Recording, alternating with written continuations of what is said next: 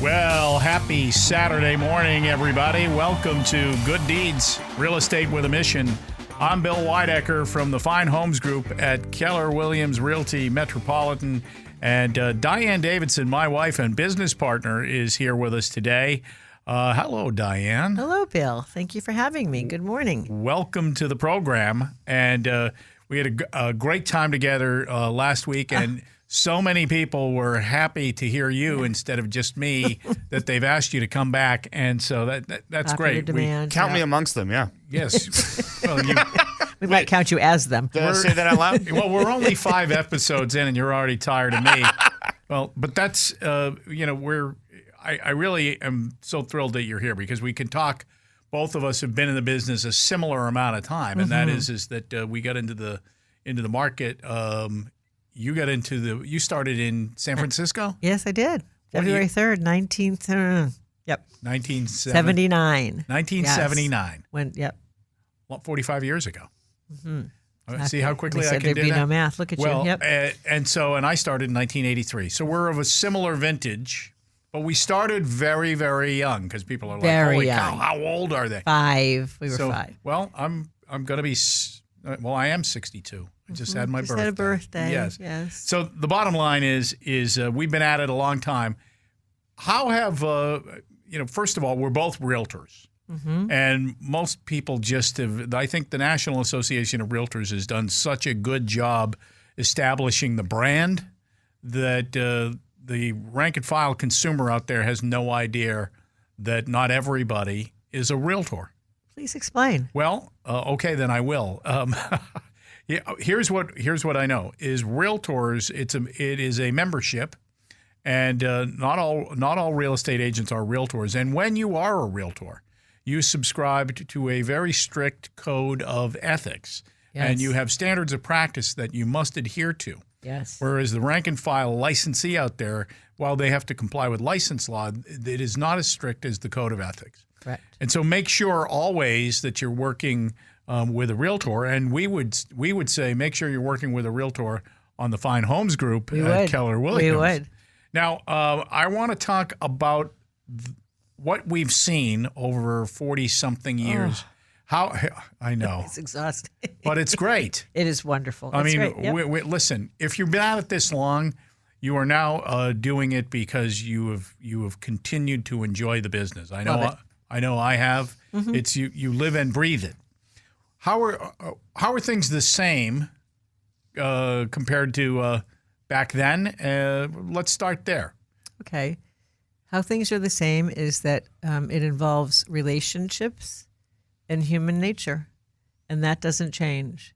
And I think the reason we love it, we call it a relationship business, and those words are in order of importance, right? And so what I love about it is the people we've met, the people we've helped, the people who are still in our lives, the people who are going to be in our lives, and that's really what has driven both of us all these years. And that just hasn't changed. What's changed over the years are the tools and enhancements. I remember when, God, what year was it? I don't know. Let's call it the early 90s. That's the 1990s, by the way. When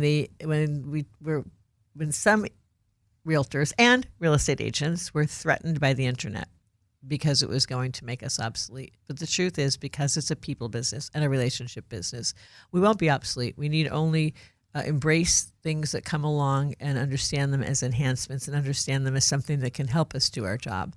And so, those things have changed, and rightly so. We're not using the wall phone to communicate with each other, right? And it's interesting when you think about change. I know this wasn't the question, but hop on the tangent train. Some agents who've been in the business a long time haven't changed much and haven't evolved much. And I think, one could say, well, they've been in the business that long. They must not know what the latest, greatest. And I have to say, I'm going to give us a pat on the back and give our team a pat on the back. We are always adept at the market of the moment and the techniques of the moment, and constantly innovating strategies and techniques that benefit our buyers and our sellers. I'm really proud of that. So a lot has changed. A lot of the tools have changed, but I look at them as tools and not as threats. We're gonna get on what's changed. Let's stay with what's the same. So Okay. I would concur with what you said, that it is a people business, and people are the ones that are buying homes, investing in homes, looking at vacation properties. It involves people, and so that has been a consistent in the market forever.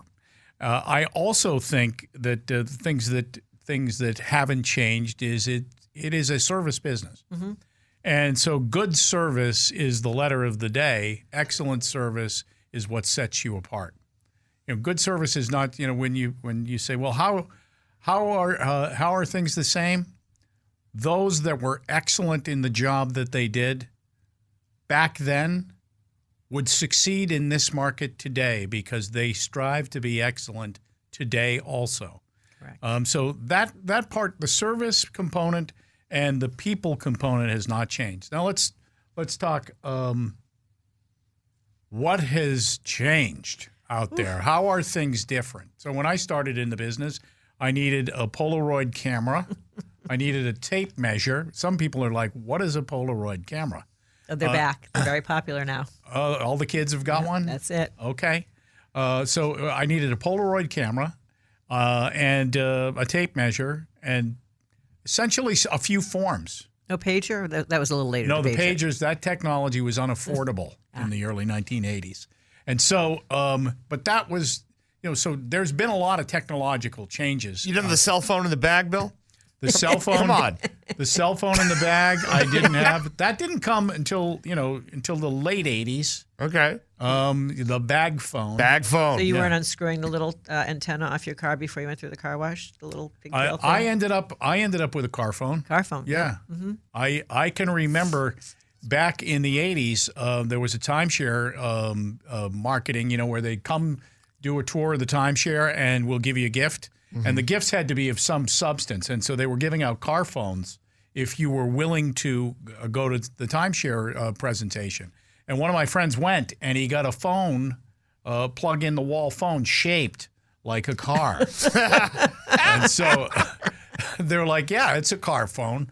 Yeah, it's a little off. But anyway, back to what has changed. The technology out there is a big difference today. Yep. So is that helped? Absolutely.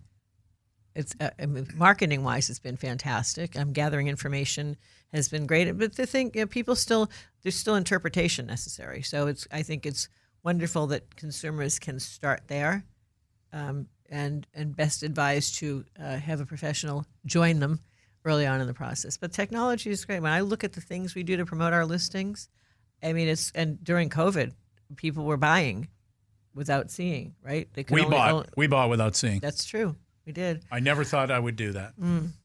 I'm serious. No, it's good. No, so it's really enhanced the process, and it's just neat like anything else. It's a tool, and people need to use the tool in a safe way.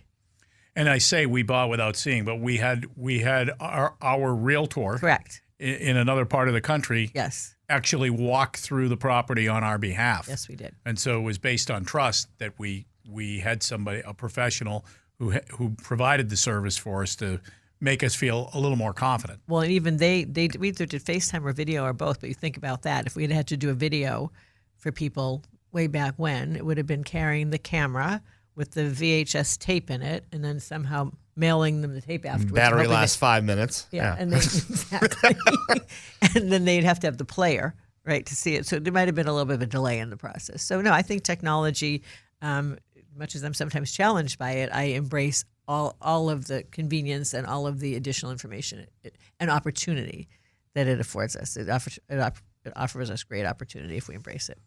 Well, the internet is it is the second greatest invention of all time, and second only to air conditioning. Oh, I thought maybe blow dryers. Yeah, no, air conditioning for me, blow dryers for you. Yep. But the internet has done a huge service and also a huge disservice at the same time, because there's information out there, but people are not starved for the information. They're starved with how to process it. Correct. So we're going to keep talking technology and maybe some of your favorites as we come back from break. So stick with us. You're listening to Good Deeds, Real Estate with a Mission. We are the Fine Homes Group at Keller Williams.